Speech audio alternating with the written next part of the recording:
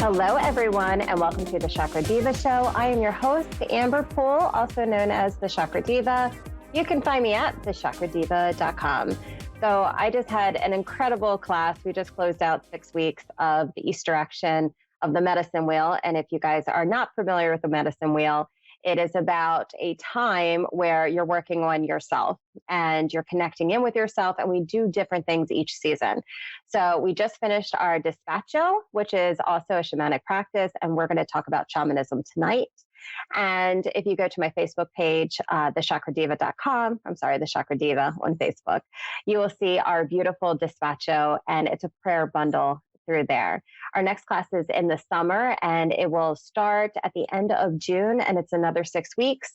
So if you are looking for connection, if you're looking for relationships, if you are looking for a relationship to the self, because it's all about self-love, then I encourage you to take a look at the program. Again, it's 6 weeks of just transformative information, and we have an amazing group. So we had a bunch of women together, and, you know, it's kind of like everybody lets down their guard. We can all talk to each other.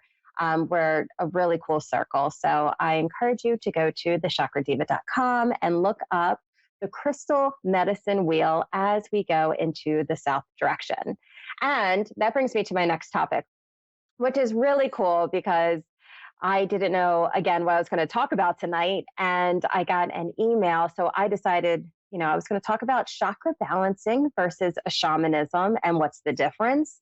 And then I received an email from someone who said, hey, I don't know if I should do chakra balancing or I should do a shamanic practice, like a healing session. What's the difference? And she was so on point tonight because that is our topic to talk about. Like, why would you go in for chakra balancing versus going in for a shamanic healing? So let's talk about chakra balancing first.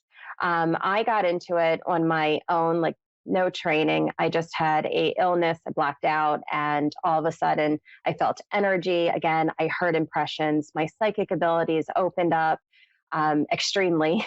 And I started to ask people just to lay down on my massage table, and I would take my hands and go above them, and I received imprints or impressions in their field.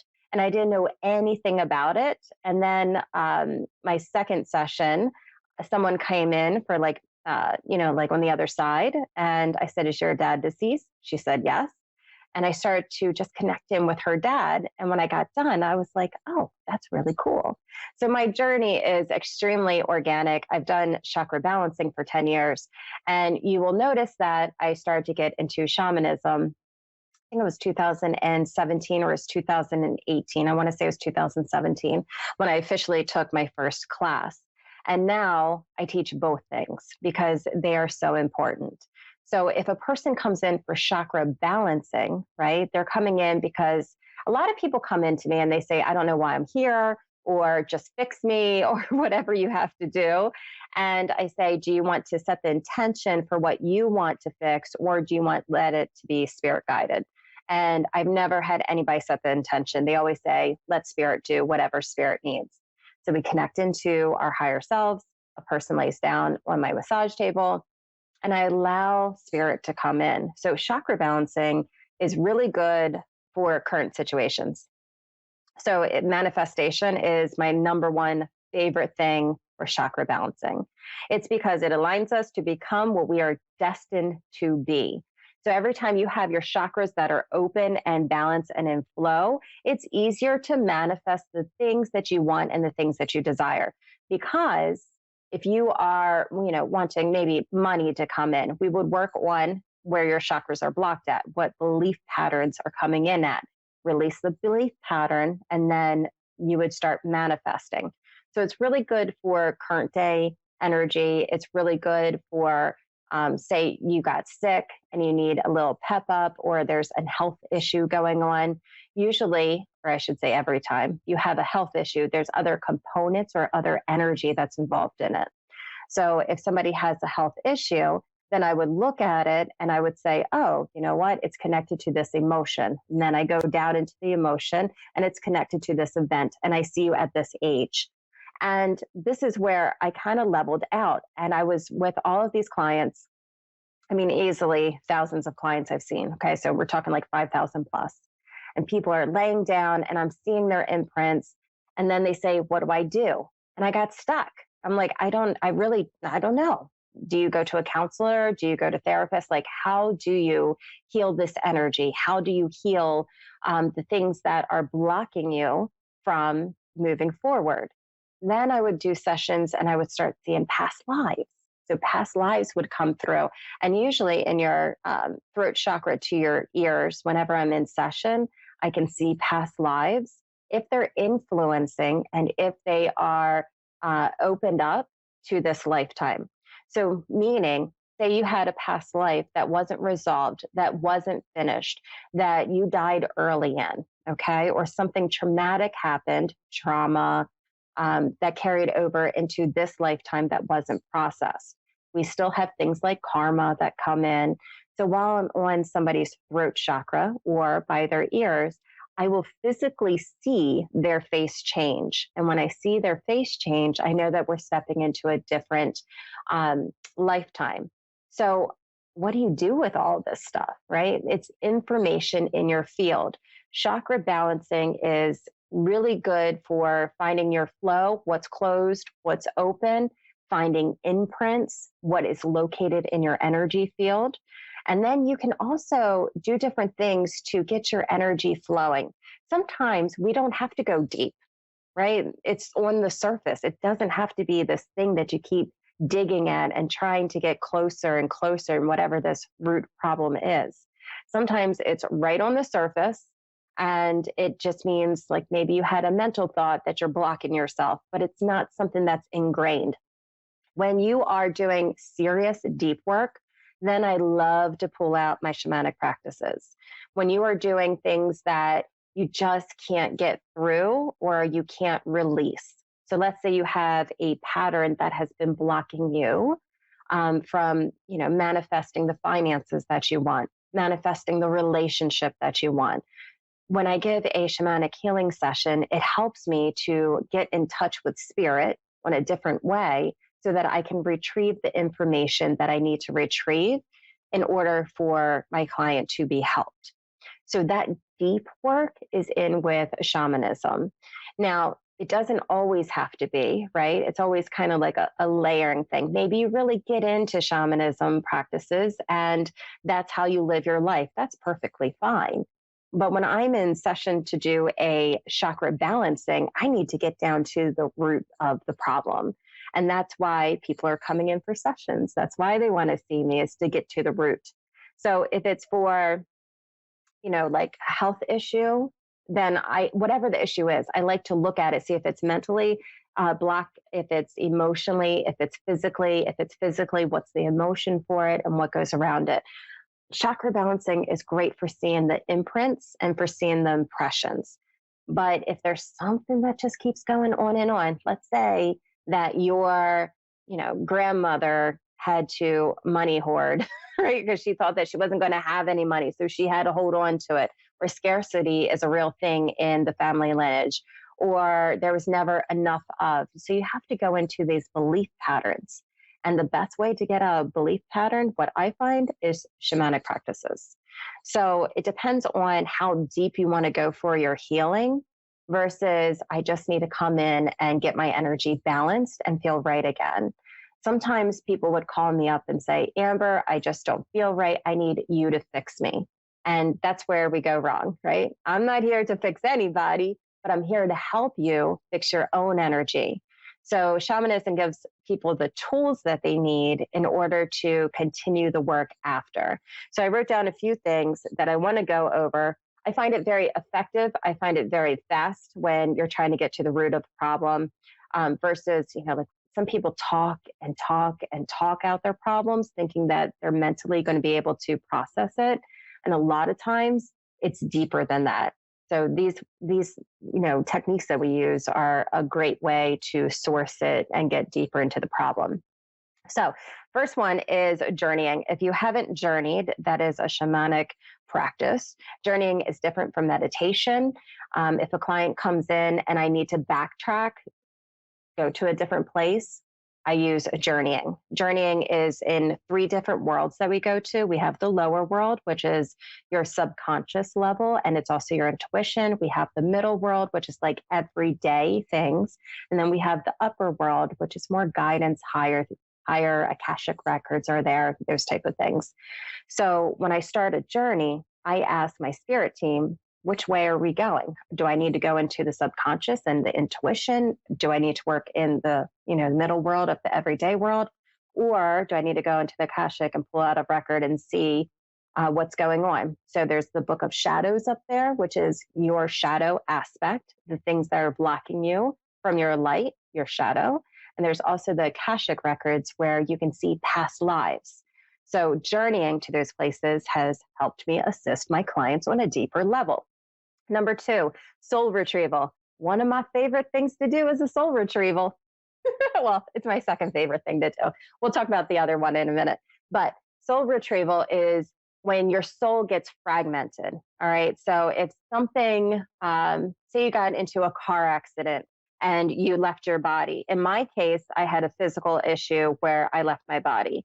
And I remember having an out-of-body experience. I was above my bed. I was trying to get back into my body. And I remember thinking, Amber, if you don't get back in there, something else is going to take place. So I start to swim like this into my body.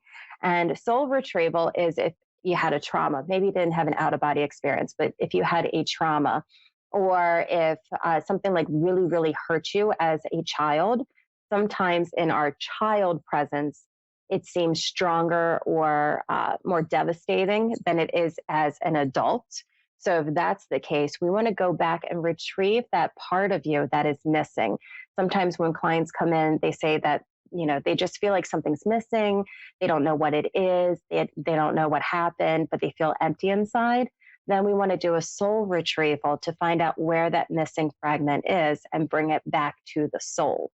So that is extremely helpful. The other practice that I love to do is extractions and psychopump. So I literally take spirits off of people's energy.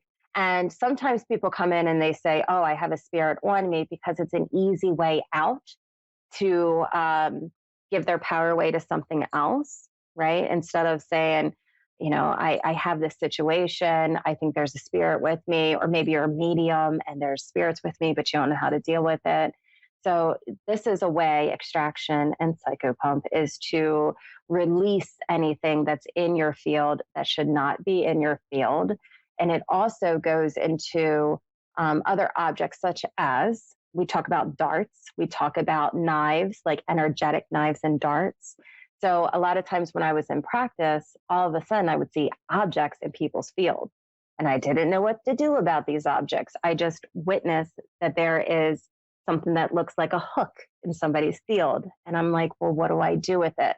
So shamanism gave me the tools to actually go in and learn how to extract an object from someone's field. The best example I have was a guy who was going through a divorce, and his wife was upset and angry at him. So she would keep saying nasty things, which is putting curses on people. It's using psychic attack. And she did it so much that he caved in. His energy field, he went into this little boy mode. And as I was going through his backside, I saw an object that looked like a hook, and he didn't know it. And I started to pull on this object to come out, and he screamed. And I was like astonished. I'm like, what just happened here? Like, how did you know that I found an object? And number 2, that I'm pulling out an object. So shamanism is another practice that taught me how to release these things and help my clients to process it through their energy, so it's not there anymore. So it's extremely effective for removing patterns, right? Your belief system, removing trauma. If you have depressions, addictions, maybe you procrastinate, maybe there's a divorce. If we need to get to the root bottom of things, then shamanism is amazing. Let me just take a sip before I cough. So sorry about that. So chakras, when they are open and they are running, they have energy through them. They have vitality through them. as we have an experience, it starts to come and get filtered into our aura. So we will have, we're all a blank slate, all of us, but then we have an experience that makes us feel, makes us sense things a certain way or have a belief system a certain way.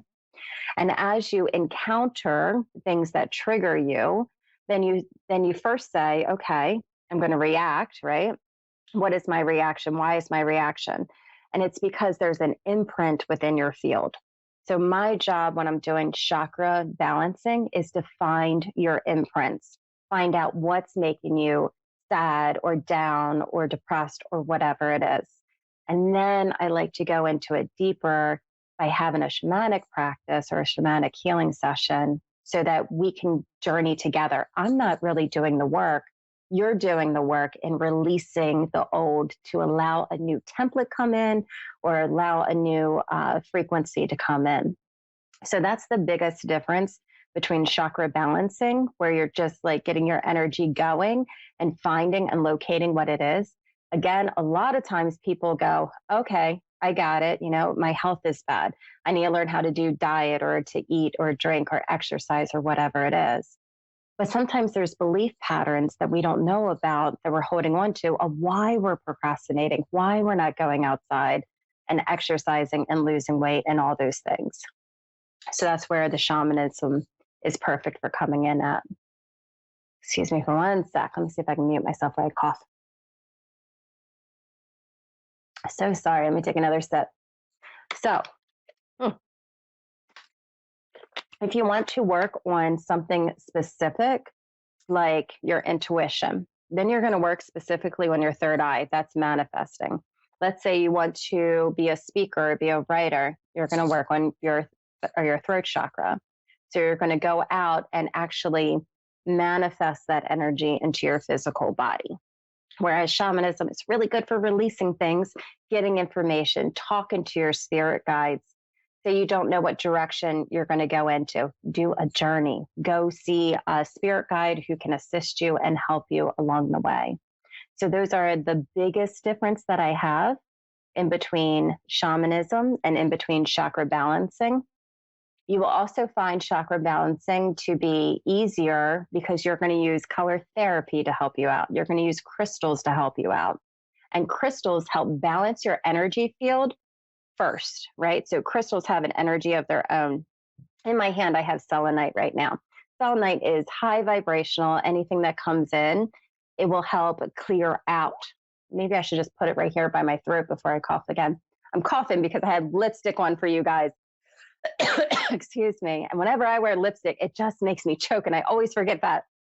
So, selenite by your throat chakra. It needs to be in your auric field first.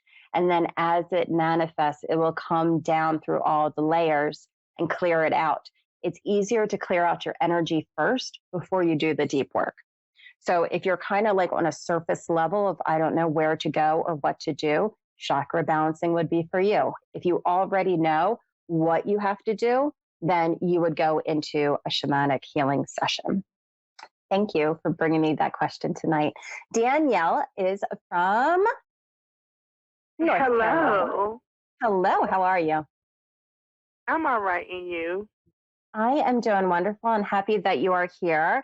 I am going to draw out your chakras, and then I'm going to let you know what's going on with you, and then you can ask me whatever you want. Sound good? Yes, sounds great. Fantastic. Oh my goodness. So I just drew you, which is a chakra gingerbread girl. And I'm going to look in, bring you forward. Okay, first of all, the first impression I get is that you have amazing energy. Like if you were going to do manifestation, have things come to you, that's exactly what I'm getting. So whatever you are putting out right now into the universe, like you want to have a new job, it's going to come to you because your manifestation line looks really good right now. You're in the flow. In the flow. Okay, don't me. You are. I don't say that to anybody. All right. So I want to start in with down below your feet. Oh, I can't. Okay. And this is really wide. So I want you to know that when it gets wide, for me, it just means that you're either on the internet or you're connecting into like your phone or the computer often. And our chakra goes really wide. If it goes too wide and something comes along and stresses you out, then your body won't be able to release stress. Can you tell me about your mom? My mom. Yes, ma'am. What do you want to Is know? she, Like, is she she's currently pretty here? much my. Yes. Okay. She is the first energy field that I get. So either you have a close relationship with her, but there is something about mom energy that is in your field. And it also sits, oh my goodness, mom and sister energy. Like I almost feel like doing So ancestral my mom was my best friend. work down there. That's fantastic. Fantastic. So you have an energy cord to her. It's in the Earth Star chakra. And I also get sister energy. So either she has a sister or you guys have a large family, but there's a lot of ancestral DNA that comes up around you. You like doing that kind of stuff. We do have a large family, and we're a very close family. I love that a lot. I'm going into your sacral. So your sacral, your root chakra is fine. Your sacral is the first one that has a slight imbalance. And that comes in when we're talking about relationships, when we're talking about our creativity, going with the flow. You know how like getting into that, I need to go with the everyday life, like no matter what happens, just accepting and keep going. Those kind of things go up into, I love you with music. So you resonate with the vibration of music. So if there is something that you need to hear from spirit, you're going to listen to the music. That's how you're going to receive the messages. Put that right there. Okay. Your music prune coming up into your solar plexus.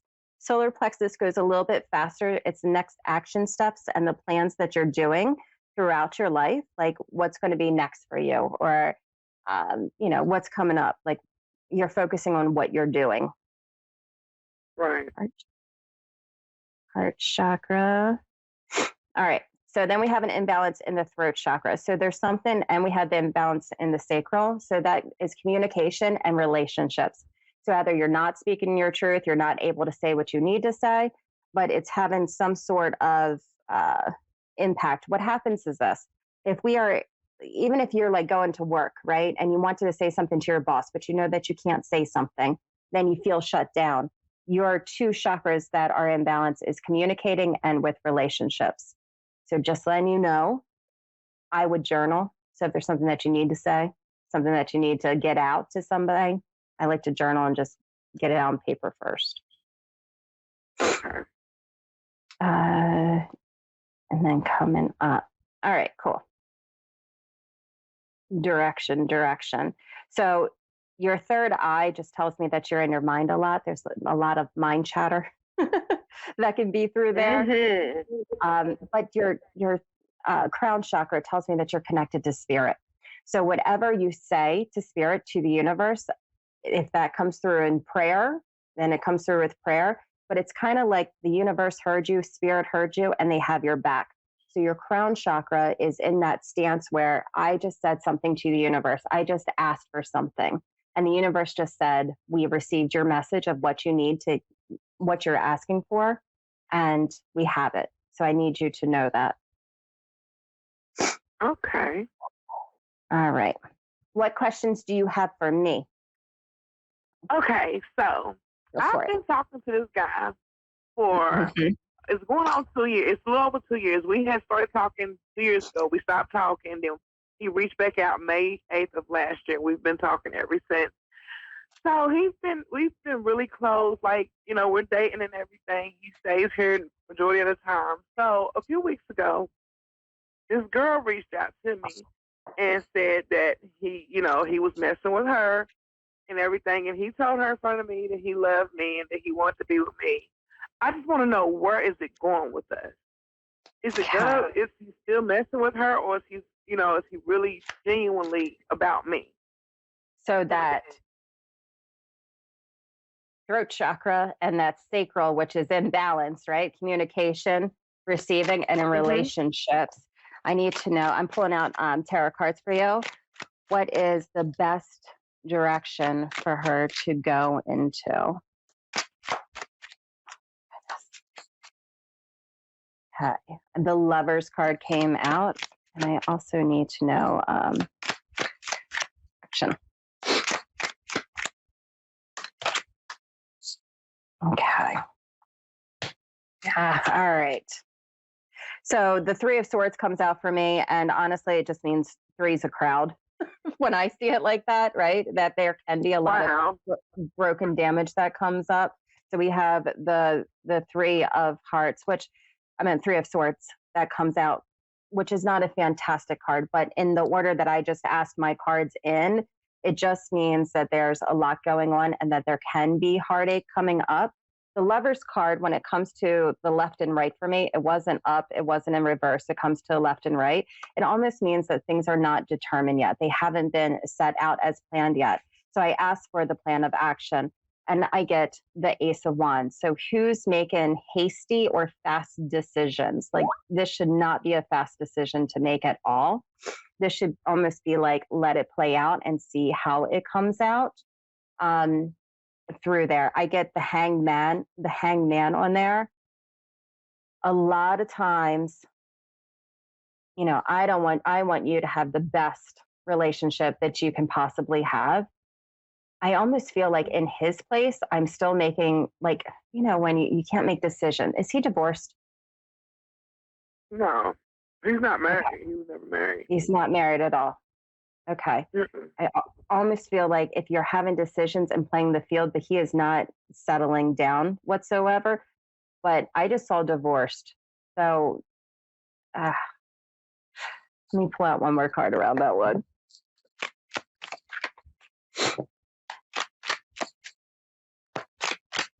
I feel like you're stuck. Like that's what comes out. It's like, I am stuck. I don't know what to do, but I only have 60 seconds. But not to make a hasty decision, to let it keep riding out. Like, I don't get this go, quit the relationship. I almost feel like learning. Yeah, Nine of Pentacles just came out. I almost feel like it's a learning on his end as a soul and on your end as a soul. I would give it a certain amount of time, 3 months, and say, look, this is it, and then cut it. If it's not, it's up to you. All right, I have 30 seconds left. I want to say thank you so much for calling in. I wouldn't rush any decisions. I still get a waiting period, okay? Okay, thank you. Thank you so much. Thank you so much for joining the Chakra Diva show. I will see you guys next Thursday.